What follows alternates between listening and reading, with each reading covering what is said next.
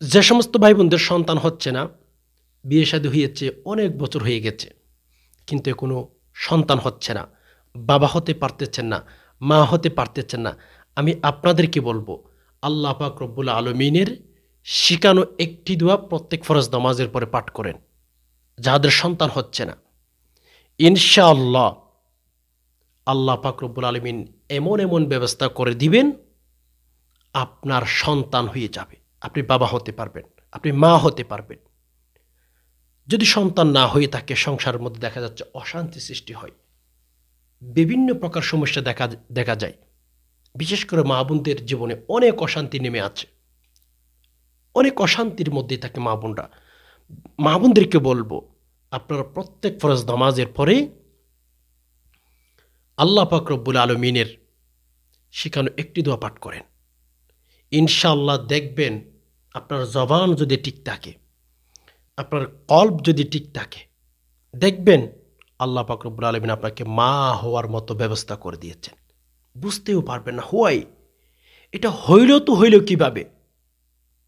এজন্য আসুন, আপনাদেরকে বলছি, অনেক কবিরাজের কাছে গেছেন, অনেক তাবিজ নিয়েছেন, কোনো কাজ হচ্ছে না। কেননা বর্তমান সময়ের তাবিজও কাজ করে না, তাবিজও 2 নম্বর হয়ে গেছে। আগের যুগে তাবিজ দিলে মোটামুটি কাজ হইতো, ভালো একটা বেনিফিট মানুষ পাইতো। এখন তাবিজের বিরুদ্ধে মানুষ আরো বেশি কথা বলে, কেননা তাবিজও মানুষ 2 নম্বর করে ফেলেছে। আল্লাহ পাক রব্বুল আলমিনের শিখানো আমল করেন। কোনো তাবিজ, কোনো কবিরাজের কাছে আপনার যাওয়ার কোনো প্রয়োজন নাই। দেখবেন আল্লাহ পাক রব্বুল আলমিন আপনার জন্য এমনভাবে সন্তান ব্যবস্থা করে দিয়েছেন, চিন্তাও করতে পারতেছেন না এটা কেমনে হইল, কিভাবে হইল। সো আসুন সম্মানিত দিনী ভাই বোন, আমি কোরআনুল কারীমের সেই আয়াতটি, আল্লাহ পাক রব্বুল আলমিনের শিখানো সেই আয়াতটি স্ক্রিন উচ্চারণ দিয়ে দেব। শব্দে শব্দে আপনারা যেন শিখে নিতে পারেন, আমি উচ্চারণ করে দেব, একেবারে সহজে শিখে নিতে পারবেন। একটু সবর করেন, আপনার লাইফে কিন্তু অনেক জরুরি এই দোয়াটি। সবর করে ভিডিওটি শুরু থেকে শেষ অবধি অলমোস্ট দেখতেই থাকুন। সম্মানিত দিনী ভাই বোন, দোয়াটি শিখার আগে আমাদের অবশ্যই কিছু কথা জানা থাকতে হবে, না হয় আমরা আল্লাহ পাক রব্বুল আলামিনের উপর তাওয়াক্কুল করতে পারবো না। দেখেন, আমাদের সমাজে, আমাদের দেশে, আমাদের এই সময়ে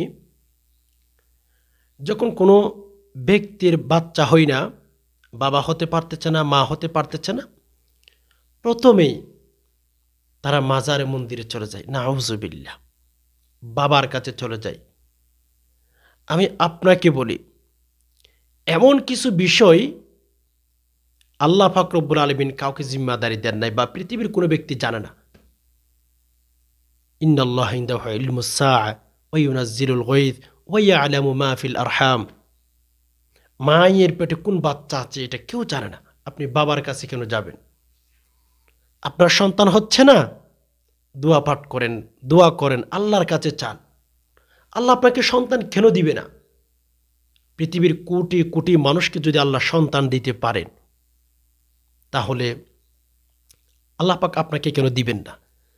পরিপূর্ণ ভরসা রেখে তাওয়াক্কুল করে আমল করতেই থাকেন, দেখবেন ইনশাআল্লাহ এমন একটা সময় এসে গেছে, আপনার পেটে বাচ্চা আল্লাহ পাক রব্বুল আলামিন যে কোনো মাধ্যমে হওয়ার মতো ব্যবস্থা করে দিয়েছেন। এজন্য আমি বলবো, স্বামী স্ত্রীর পাশে থেকে যাদের সংসারের মধ্যে সন্তান হচ্ছে না, সংসারের মধ্যে সন্তান একেবারে হচ্ছে না, বিয়ে শাদী অনেক বছর হয়ে গেছে, হচ্ছে না, কিন্তু আপনাদেরকে বলবো, স্বামী স্ত্রীর পাশে থেকে দোয়াটি বেশি বেশি পাঠ করবেন। স্বামী দূরে রাখলে কিন্তু হবে না, এটা শর্ত, ইসলামিক একটা নিয়ম, ইসলামিক একটা আমল। আপনি করে দেখেন, ভালো বেনিফিট পাবেন।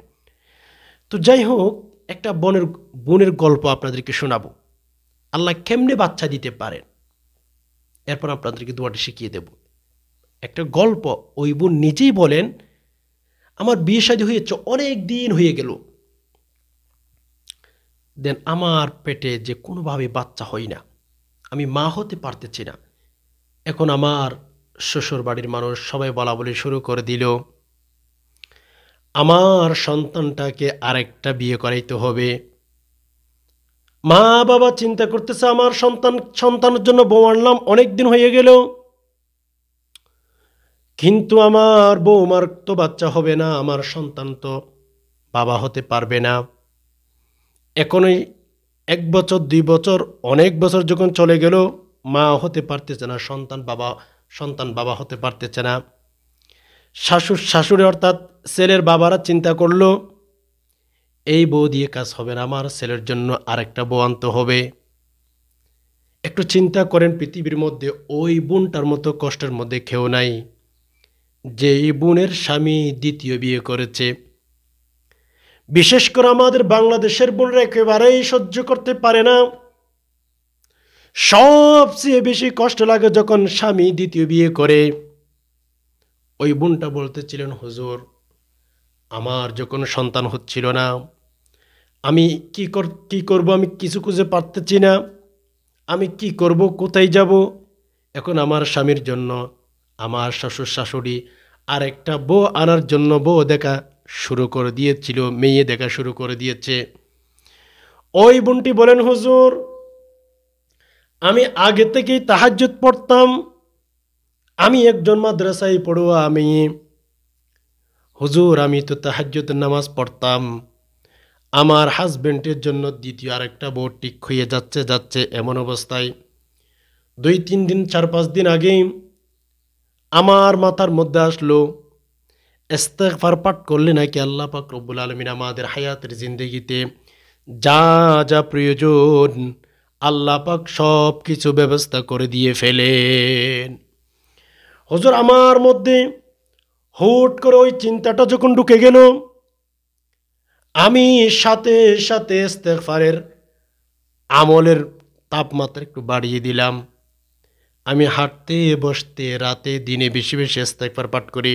উনি বলেন, হুজুর শেষ রাতে যখন তাহাজ্জুদের নামাজ পড়তাম, ইস্তেগফারের কথা যখন আমার মনের মধ্যে এসে গেল, আমি তাহাজ্জুদের নামাজ আদায় করার পরে আমি প্রতিদিন 100 বার করে ইস্তেগফার পাঠ করেছি। হুজুর আল্লাহ পাক রব্বুল আলামিনের কি কারিশমা, আল্লাহ পাক রব্বুল আলামিনের কি কুদরত। হুজুর উনি বলেন, হুজুর 2-3 দিন যেতে না যেতে ওই মাসের মধ্যে মাস শেষ হওয়ার আগে আগে আমার স্বামীর জন্য আর একটা মেয়ে ঠিক হয়ে যাচ্ছে। মাসও শেষ হওয়ার পথে হুজুর আমার পেটের মধ্যে বাচ্চা আল্লাহ পাক রব্বুল আলামিন দিয়ে ফেলেছেন, আমি মা হওয়ার মতো উপযুক্ত হইয়া গেলাম। আল্লাহ চাইলে পারেন, ইন্নাল্লাহা আলা কুল্লি শাইইন কদির। আল্লাহ চাইলে সব কিছু পারেন। এজন্য সন্তান যদি না হয়, আপনি মাজারে যাওয়ার কোনো প্রয়োজন নাই। মাজারে কোনো সন্তান দিতে পারে না, পৃথিবীর কোনো বাবা সন্তান দিতে পারে না। পৃথিবীর মধ্যে কেবলমাত্র শুধুমাত্র আল্লাহ পাক রব্বুল আলামিন কিন্তু সন্তান দিতে পারেন। দেখেন আল্লাহ আমাদেরকে সন্তান দিতে পারেন, এটা যদি আপনি কোনো মানুষের কাছ থেকে আশা করেন, এটা শিরিক গুনাহ হয়ে যাচ্ছে। আল্লাহ যেভাবে সন্তান দিতে পারেন, ওইভাবে যদি আপনি মনে করেন যে পৃথিবীর কোনো মানুষের সন্তান দিতে পারে, আমি বলবো আপনি বড় ধরনের বুক আর সাগরে বসবাস করতে চান, আপনি জাহান্নামে যাবেন। এই পৃথিবীতে কেউ সন্তান দিতে পারে না আল্লাহ ছাড়া। আল্লাহ পাক রব্বুল আলামিনের উপরে পরিপূর্ণ ভরসা রেখে আপনি আমলটি শুরু করেন। প্রত্যেক ফরজ নামাজের পরে চাইলে দোয়াটি পাঠ করতে পারেন, অথবা শেষ রাতে চাইলেও পাঠ করতে পারেন। আর হ্যাঁ, পাশাপাশি ইস্তেগফার আমলও বেশি করবেন। আল্লাহ তাআলা নিজে বলেন, তোমাদের বান্দা তোমরা বেশি বেশি ইস্তেগফার পাঠ করো, তোমরা বেশি বেশি ইস্তেগফার পাঠ করো, তোমাদের যা যা প্রয়োজন, তোমাদের যত কিছুর প্রয়োজন হবে আমি আল্লাহ তোমাদেরকে দিয়ে দেব। আর যে সমস্ত বোনদের সন্তান হচ্ছে না, যে সমস্ত ভাইদের সন্তান হচ্ছে না, বেশি বেশি ইস্তেগফার পাঠ করে আল্লাহ পাক রব্বুল আলামিনের কাছে বেশি বেশি কান্নাকাটি করবেন। তো যাই হোক, কোরআনুল কারীম থেকে ছোট্ট একটা দোয়া আমি আপনাদেরকে শিখিয়ে দেব। দেখেন কোরআনুল কারীম কেমন একটা কিতাব জানেন? উর্দুর মধ্যে একটা কথা এসেছে, जो किताब आसमान से अल्लाह पाक रब्बुल आलमीन ने नाजिल किया, तमाम किताब कुरानुल करीम के अंदर है। সুবহানাল্লাহ। যত কিতাব আল্লাহ পাক রব্বুল আলামিন আসমান থেকে নাজিল করেছেন, সকল কিতাব কিন্তু কোরআনুল কারীমের ভেতরে ঢুকিয়ে দিয়েছেন। সুবহানাল্লাহ। আসমান ও নিচে জমিনের উপরে কসম খোদা, এরকম একটি কিতাব কিয়ামত পর্যন্ত দেখাইতে পারবেন না কোরআনুল কারীমের মতো একটা কিতাব। কেননা আল্লাহ তাআলা নিজেই বলেছেন কোরআনুল কারীমের মধ্যে, ওয়ানাজ্জালনা আলাইকা তিবয়ানাল লিকুল্লি শাই। আল্লাহ বলেন, বান্দা কোরআনুল কারীমের ভেতরে সকল রোগের চিকিৎসা আমি আল্লাহ দিয়ে ফেলেছি। তোমরা যদি কোরআনুল কারীম থেকে আমল করো, তাহলে তোমাদের যে কোনো সমস্যা, যে কোনো রোগ আমি আল্লাহ ভালো করে দেব। আল্লাহ কোরআনুল কারীমের ভেতরে সব দিয়ে ফেলেছে। এজন্য আসুন, যাদের বাচ্চা হচ্ছে না, আমি যে পদ্ধতিতে আমলটির কথা বলবো ওইভাবে আমল করার চেষ্টা করবেন। যদি চান প্রত্যেক দিন ফজর নামাজের পরে, ফরজ নামাজের পরে, জোহরের নামাজের পরে, আসর নামাজের পরে, মাগরিবের নামাজের পরে, এশার নামাজের পরে, 5 ওয়াক্ত নামাজের পরে আপনি দোয়াটি 5 বার পাঠ করবেন। আর যখন ঘুমাইতে যাবেন, আমি এক পদ্ধতিতে আমলের কথা বলে দিচ্ছি, ওইভাবে আমলটি করে ঘুমিয়ে যাবেন। তবে হাজব্যান্ড আপনার পাশে থাকতে হবে। হাজব্যান্ড বাহিরে থাকে, হাজব্যান্ড অন্য জায়গায় থাকে, ওইভাবে হলে চলবে না। হাজব্যান্ড আপনার পাশেই থাকতে হবে আমলটি করার সময়।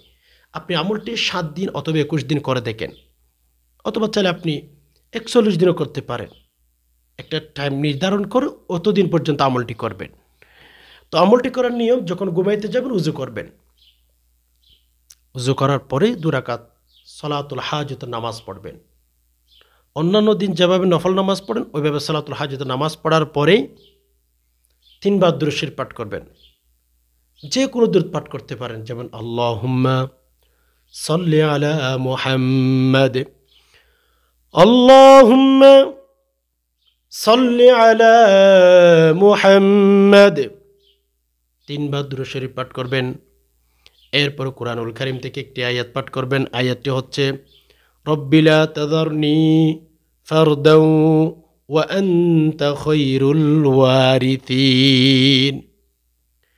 রব্বি লা তাযারনি ফারদাও ওয়া আনতা খায়রুল ওয়ারিসিন। রব্বি লা তাযারনি ফারদাও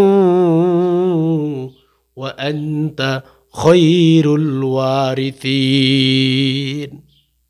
এই দোয়াটি পাঠ করবেন 5 বার 7 বার। পাঠ করার পরে 3 বার আবার শেষে দোয়া পাঠ করবেন। এর দোয়ার ভেতরে কি বলতেছেন আপনি? রব্বি লা তাযারনি ফারদাও, আল্লাহ আপনি আমাকে একা ছাড়িয়েন না, আমাকে ছেলে সন্তান দেন। আপনি তো সবচেয়ে ভালো ওয়ারিস দাতা, মানে ছেলে সন্তান আপনি তো সবচেয়ে বেশি দেন। এইভাবে দোয়াটি পাঠ করে 3 বার শেষে দুরূদ শরীফ পাঠ করবেন। শুরুতে আর শেষে 3 বার করে দুরূদ শরীফ পাঠ করে আল্লাহর কাছে দোয়া করে এরপরে বিছানায় ঘুমিয়ে যাবেন। ইনশাআল্লাহ এভাবে 7 দিন অথবা 21 দিন অথবা 41 দিন আমলটি করেন, ভালো বেনিফিট পাবেন ইনশাআল্লাহ। আশা করি বিষয়টি বুঝতে পেরেছেন। আল্লাহ পাক রব্বুল আলামিন আমাদের সকলকে সহিহ সমঝ দান করুক, আমিন। ওয়া মা আলাইনা ইল্লাল বালাগ।